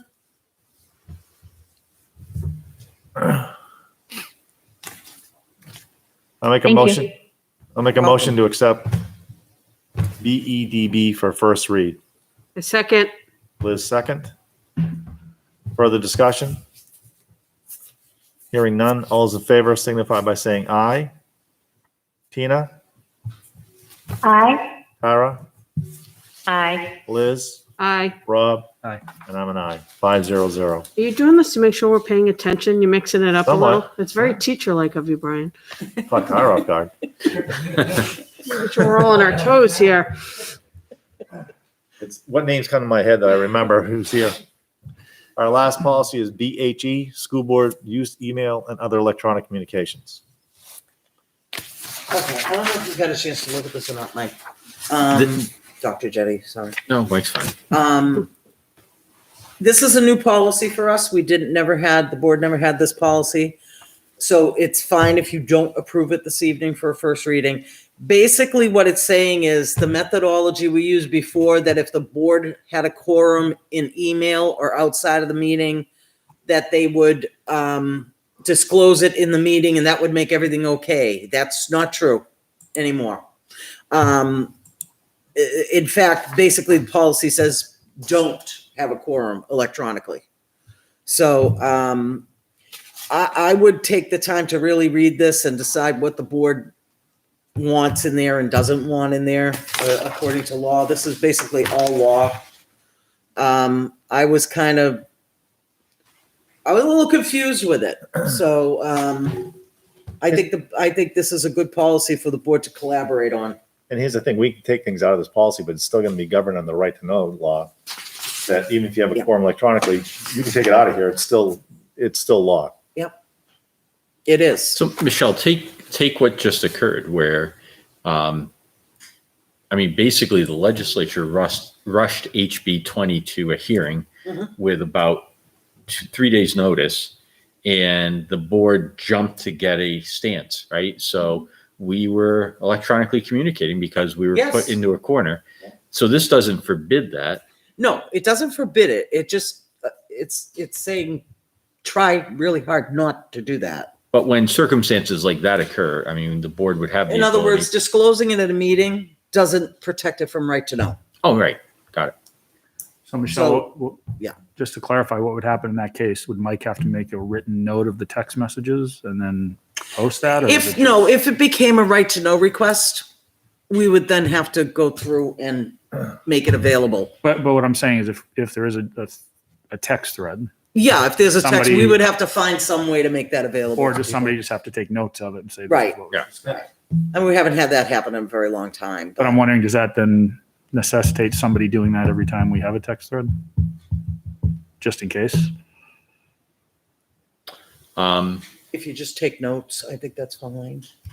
Yeah, I think a I'm summary just of wondering, it. on 2-3, the board discussed the NHSBA letter.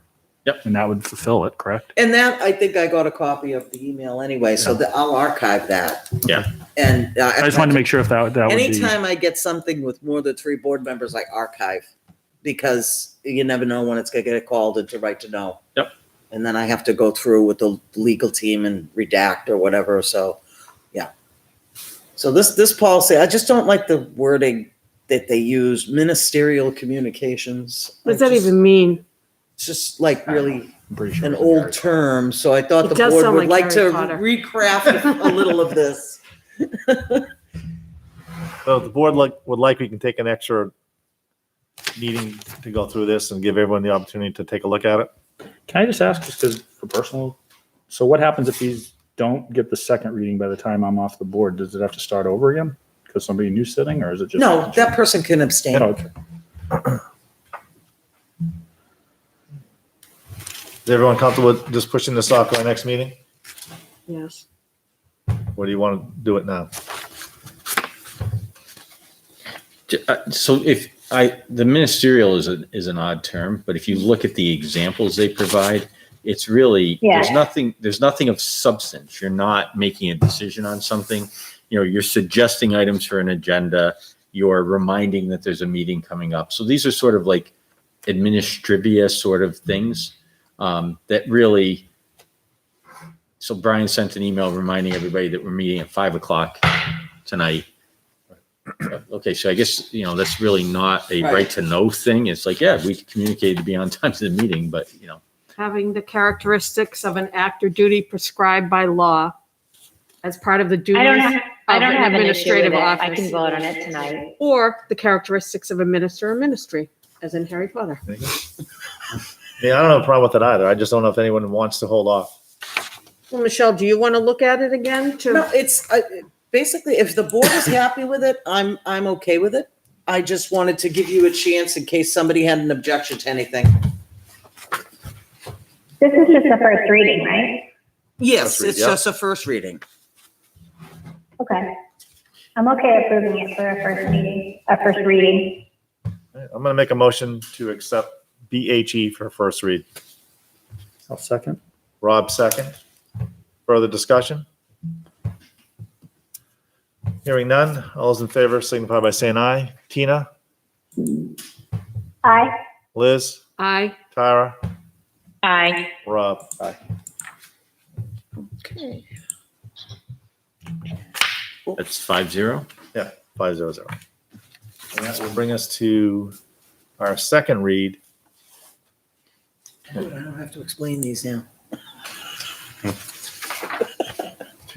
First one is CBI Evaluation of Superintendent.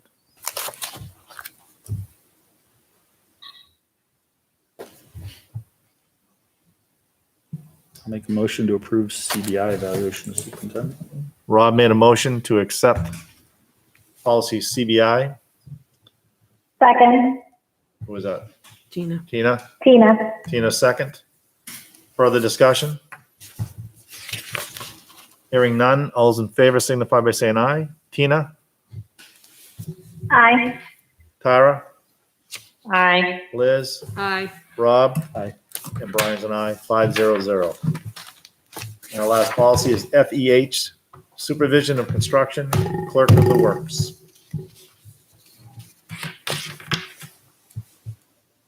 I'll make a motion to approve policy FEH for second reading. Tara made a motion. Is there a second? I'll second. Okay. You can have it, No, Rob. you can do it. I'll make a motion. Or a second. Rob second. Further discussion? Hearing none. All those in favor signify by saying aye. Rob? Aye. Tina? Aye. Liz? Aye. Tara? Aye. And Brian's an aye, 500. That'll bring us to coronavirus review and update. Yeah, anyway. Yeah, I'm sick of that.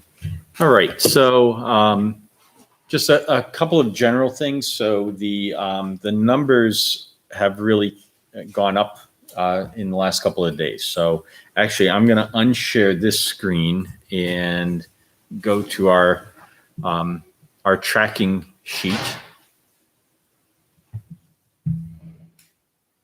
And I'm going to start at Griffin if I can. So basically, for the month of February, you can see Griffin has kind of stayed in a fairly decent holding pattern. There are no staff cases currently, and there are 2 student cases. So Griffin's actually in a fairly good spot. One of the cases with students was community spread. The other's an unknown spread. So that's positive info. And there are 5 staff members quarantined and 8 students who are currently quarantined at Griffin. You will note that there are 2 students who are pending COVID results. So that is something that we're still waiting to hear back there. If we look at the middle school, we can see a little bit more activity.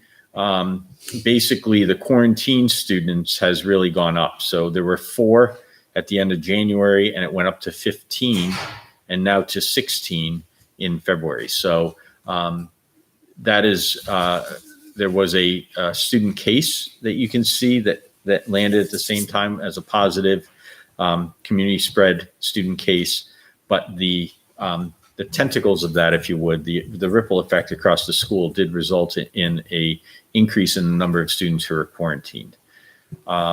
And then looking at the staff here, you can see that we have 4 who are working remotely. There are 3 who are on leave, and today there were 4 who were out sick.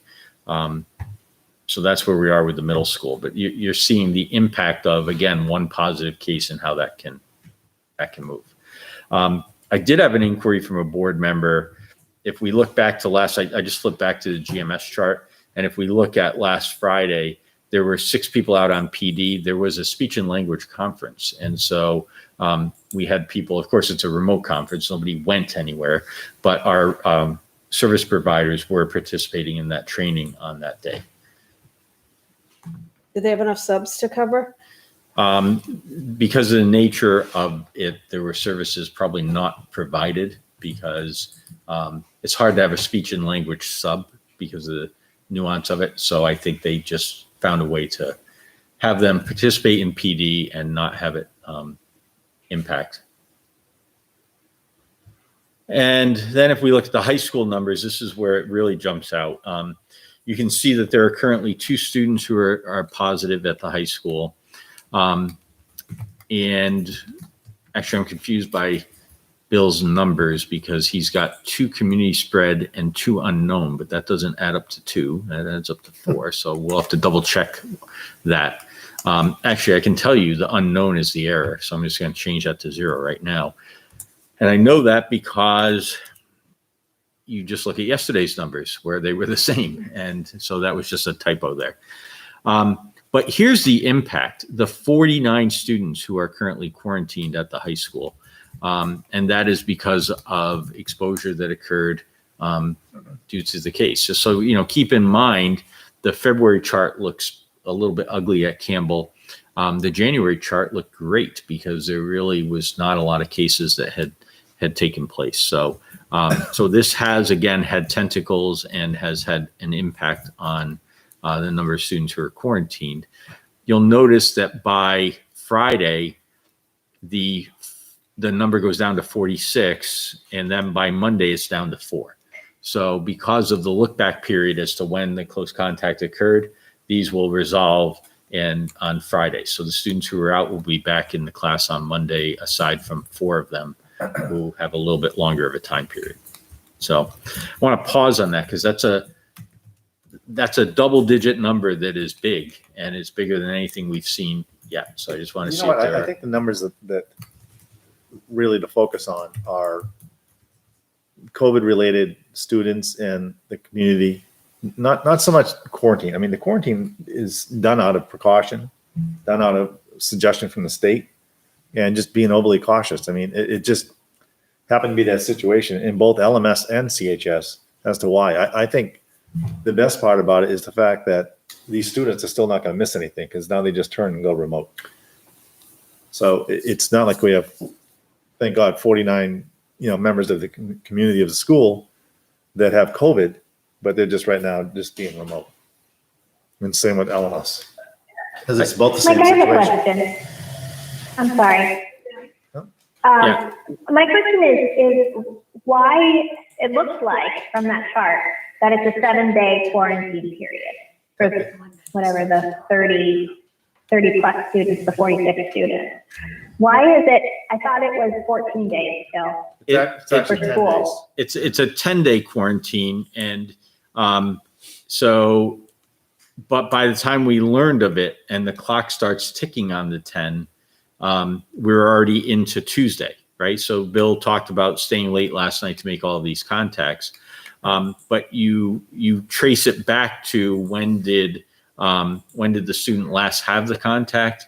And that's when the 10-day window starts. Oh, okay. So, if we had, this is the nature of it. Somebody is not feeling well, and you do the 48 hours prior to them not feeling well, and you Right. begin the time. So by the time you actually know the person was COVID positive and have to implement this, it really has the 4 days that you're seeing there as the big impact. But Okay. All right. Thank you. Yeah, and LMS started on Friday, so they're a day earlier.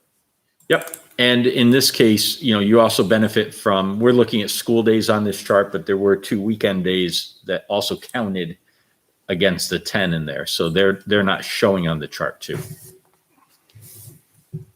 I think Brian makes a good point that from the positive angle, the actual positive cases angle, those numbers aren't outrageous. And remember, the others are on the, an abundance of caution, if you would. The fact that the students are able to pivot to remote learning so easily is another plus for us. So that's a good point to make. I heard Merrimack's doing that now. They're gonna be doing live teaching now. So their students won't miss instruction. They're starting, I think, next week. Excellent. That's Yeah. good. Mike, is this a point to ask? Are we going to, I think it's a moot point for February vacation. Are we going to follow the new NHHS guidelines for April and on? Which guidelines are they? That if somebody's 14 days after their second vaccine shot, that there's no quarantine period if they travel outside New England? So our expectation is to follow whatever DHHS comes out with for those So guidelines. that came out. The reason I'm asking is I know our board, I think, approved it or didn't approve it. They said the same thing. We follow. Yeah. So I just see that coming up. It can't come up for February, I don't think, but for April, it's if you've had COVID, you can travel for 90 days after. And if you have the second shot, 14 days prior, you can travel. So we will follow that. We have been doing that. It's interesting. I joked a little bit in our meeting this morning, but we had a COVID positive student in the fall who had close contact in the latest round and it was day 91. Ah. Literally day 91. And my joke, like, comment was, oh, because that makes all the difference. Like, it just, the immune system shut off on day 90. We know that's not the case. However, the guideline is you're immune for 90. So 91 is, nope, you start all over again. So it was, the family was very gracious about having the quarantine, but you can understand how it's a frustration for parents. If you've been through a COVID positive experience with a child, and now, it's like, but at some point you have to say, sorry, that's reset. The same thing is going to be with the vaccines and all of that stuff. All right. And then we do have just a couple of things. Reminder for the board that the enrollment rates are there. We haven't met since January 27th, but you can see that the number of students that we have at Griffin is 396, 330 are in person, and 66 are remote. So down below are the percentages. That breaks down to an 83% in person, 17% remote. You can compare that back to where we were in December when parents were nervous after the Thanksgiving holidays, and more had shifted to be remote. And you can look back to November 16th with where we were at that point in time. So at this point, our numbers are up a little bit.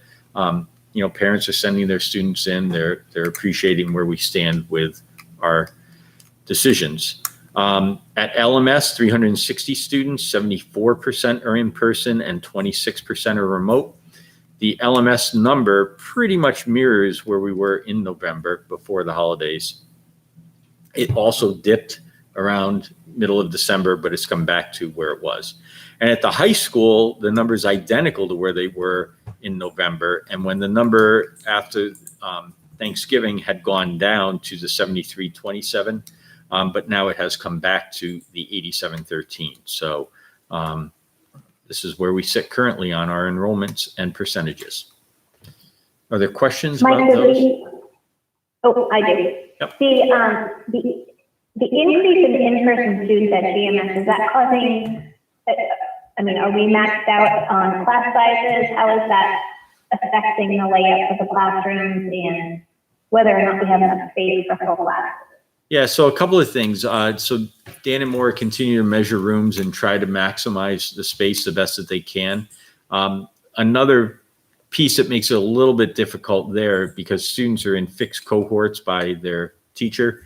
And so I know there was some stress that if they all came back into one room and not as many in another, it might, it's not easy to just shift somebody to another classroom because they're set with their homeroom teacher or their teacher. So yes, it has caused a wrinkle effect there. I will also tell you, in my walk-arounds of the buildings, students are wearing masks all the time. We're not getting a ton of pushback on that. And I think people have become accustomed to the masks. So it seems to be working out reasonably well at this point. So the masking rules are being very well adhered to by students and staff. So it's been a positive in that sense. Who is making sure the desks are fully as far apart as they can? Is that up to the school principal? It is. So staff have been informed what the rule is, what the standard is, and then Seat to seat, 6 feet. say again. Seat to seat, 6 feet. That's the expectation. Remember though, the reopening plan was 4 to 6. I understand that, but if they can do it, if that means taking out that table and spreading kids up, it should be done. Right. And I have, when I've walked around with the principals, we're examining exactly that. There are some rooms, I'll tell you, at the high school, there were some rooms that were packed in pretty tight. Yeah. And so they've done the best they can to get that distance. You have the list of the rooms? Because I would think that would help when you are contact tracing, which, obviously you can tell just walking by a high school classroom, but. Correct. And the teachers they're aware. They know what they have in the room. And there's no way they could go into a double classroom to spread out more? There's not enough. Mm. Yeah, that's. I was just curious. Sorry. Yep. Those are really great questions, but we just can't do that level of spreading out. Yeah. The other charts at the bottom are the vaccine rates. So what I did is I added this green chart in. This is tracking the number of people who have been given the first dose of the vaccine per the 100,000 people. And I'm really taking a look at, notice that each time I highlight the New England states. And as far as I'm concerned, the best state in New England at the last checkpoint, which was on January 27th, was Connecticut. The second best New England state was Vermont. The third best was Maine. And the fourth best was New Hampshire. And the point I've been making with our team is I would expect New Hampshire to be neck and neck with Vermont and Maine as northern New England states. And so I'm sort of tracking this out. You can see this chart over here then shows what were the percentages at the various checkpoints that we've made on this. So, and what's interesting is both Maine and Vermont have sort of accelerated. New Hampshire has not. It just makes me nervous that we're not getting as many shots in arms as the other states. What have you heard about the Johnson & Johnson vaccine? That's a one and done, 84% effective. Yep. And so what I saw in the news, the medical experts were saying that it's a game changer in terms of the one and done. Yeah. And that it prevents, it's 100% effective at stopping the hospitalization. So even somebody with that who develops the COVID Right. has a milder reaction to it. So, That one. so they're saying that, you know, as soon as this one is approved, that's one more choice that's available in the system. And, you know, the other thing is that we've had some staff who have had the first dose of the current 2 vaccines that are available and have struggled to try to get a second appointment. So there's a real frustration on that and that rollout that it's like, okay, so I got the first dose, but now they're saying, yeah, you might not see the second one until April. And it's That's like, insane. it just really is, it's really frustrating. Now the state has, I guess, freed up some more vaccine and has freed up more appointments for people in the second shot phase. But there's a general sense of frustration over That was on the vaccines. news this morning, and they said that we have the shots, we've opened up more appointments, it was a glitch. My mother got her first one yesterday, and she made the appointment for the second one in Massachusetts for a month away, but they did it at Gillette Stadium. It's crazy. Oh, sorry, frustrated. I want my shot. I know, my mother can't even get her first one until April 1st. Oh, no. She's over April 70. 25th. Yeah. And then the last thing is, so tracking the all remote dates. And so this is kind of the running track of what we've done with remote dates this year. There's some notes that go along with it because they're not all whole school remote. So the bottom line is the percent of days in person those are worst case scenarios, right? Because you would have to check the column and see if a child fell into every category, then they would have been in person at GMS, 67% of the time, but not all children fell into every category. So it should be for each child higher than that.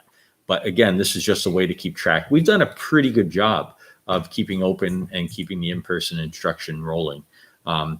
But this tracks exactly what that looks like so that we have it. And we are going to have to put yesterday's date on here because we had a weather day yesterday. So that will get added to it. So that's where we are with remote learning. I don't know if the board has other questions or things I can help with. Mike, is the first row of the all remote days correct for GMS? Is that November 14th through the 25th? Nope. Okay. That's- September or October? That should be, well, it should be September. Let me find that out from Dan. Okay. I'm also wondering if 11/14 to 25. Let me clean that up and make sure we have that right, because it was one kindergarten class out for 10 days, but that was like September Right. like 6th, I think. But yeah, we'll clean that up. I'm not sure what happened there. All right. All right, perfect. I think it was Monday the 7th because I remember it all hit the fan on that Sunday. So, yeah. All right. And then just quickly for current enrollment update. So you have a chart, so you can see that we have had an increase in January at Griffin. So we've gone from 410 students to 418. And so that's an increase of 8. And if you look at it, it was 3 pre-K students. We went down 1 kindergarten, up 1 first grade, even second grade, up 3 third grades, and up 2 fourth grades. So to the question that was asked, I'm looking at third grade numbers are a little bit higher. So I would think that that had more of an impact there, 3 students. But I won't say they all went into the same classroom because I just don't know that. At the middle school, we've gone from 362 to 359. So that's a decrease of 3. And the high school has gone from 445 to 440, a decrease of 5. So that is our current numbers. The other thing, if you look down below, you're getting a first glimpse at registration. So we have rolled out the electronic Power School registration module. And so just a pitch for parents that you can go to the school district website. You can also go to any of the school websites and say, I want to register as a new student. You click the link and it will bring you to a page where a parent fills in some very basic background information. What's the child's name? What's their birth date? What school or grade level would they be coming into, et cetera. And as soon as they submit that, it is automatically registered into Power School as a new registration. And it allows the administrative assistant or registrar in each building to see that there's this pending new student. They sort of review it to make sure that it is a legitimate student. So there's like a Litchfield address, and it's Litchfield, New Hampshire, so that we're not, every now and then we get phone calls for Litchfield, Connecticut. So we don't need a student from Litchfield, Connecticut registering with us. So we sort of look at that basic information. And then if it is in fact a student who is new and coming to us and a real name, et cetera, we push out a second link to that family, and then they get all the detailed screens. So they can scan and upload documents to us. They can, give us all sorts of information, emergency contacts. All of that info is collected at that stage. That then goes into the registrar to review and to make sure that it's in the correct format. So once that review process is done, then the family will need to come in, because there are some documents that we have to make copies of ourselves or lay our hands on actual documents to make sure that they are that they represent what has been entered in. But I will tell you that registering a new student could be an hour-long process to take paper applications that a parent has filled out and put that into our system. And now it's really about a 10-minute process to just review what has been entered, and it's already in the system. So we're just making sure that everything is the way we want it to be. And then it's there. So it's really quite an interesting step. And you can see kindergarten registrations. We have 43 currently that have registered, and there are 66 first grade registrations for next year. Is that because you rolled the kindergarten kids into first grade? If there are 65 in kindergarten now. I would have to ask exactly where that number came from, Liz. I'm just I don't know if curious, that's a 'cause I roll would say or. that's what they do. They assume that the kindergarten kids will go up to first grade, and we usually get more from private kindergartens and stuff. That is correct. And my gut is that that's just a rollover, but I'd have to verify that to make sure. If I'm not mistaken, in the past, they've inquired of kindergartners whether or not they're going to be attending first grade at GMS. So maybe he's already done that. And then one final count is the bus counts. Before we do the I'm bus, sorry. Yeah. Can you ask, and I don't know if Dan has access to the information, but I'm certain, I know it's there. Just curious on how many kindergarten registrations we had at that date last year. Yep. Historical. Same with first grade, if he has it. How many first grade teachers do we have? 4. 4? Scott always had those numbers, and I think that Joyce keeps that historical I'm piece. certain it's somewhere. But I'm going to make sure that Dan has it on his radar and we'll get an answer.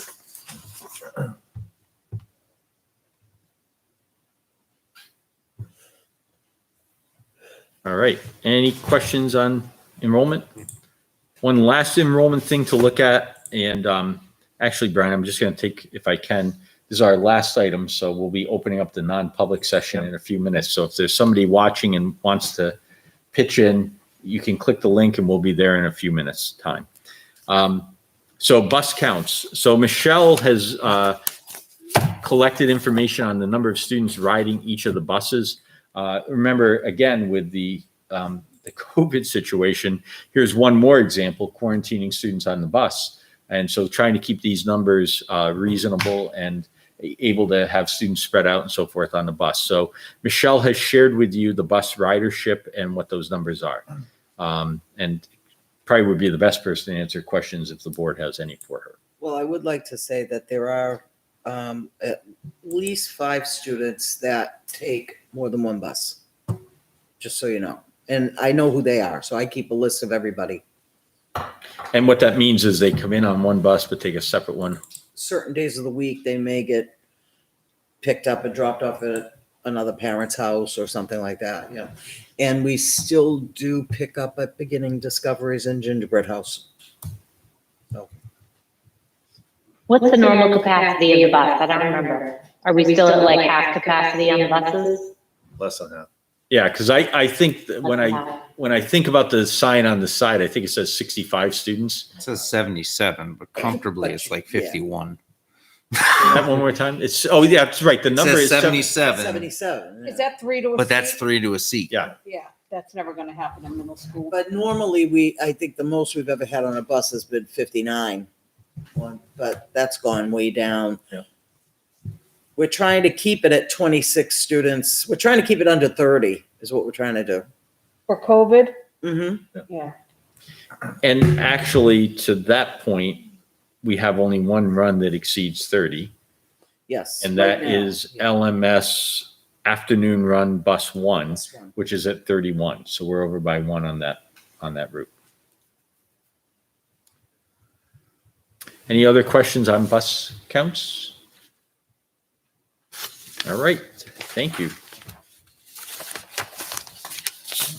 This brings us to the manifest. Any questions? I believe we have 3 signatures, Corey. I'm looking for one more, it looks like.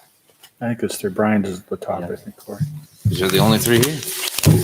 Right. That'll bring us to community forum if anyone has joined us. So I've launched community forum and I'm in a meeting with myself at the moment.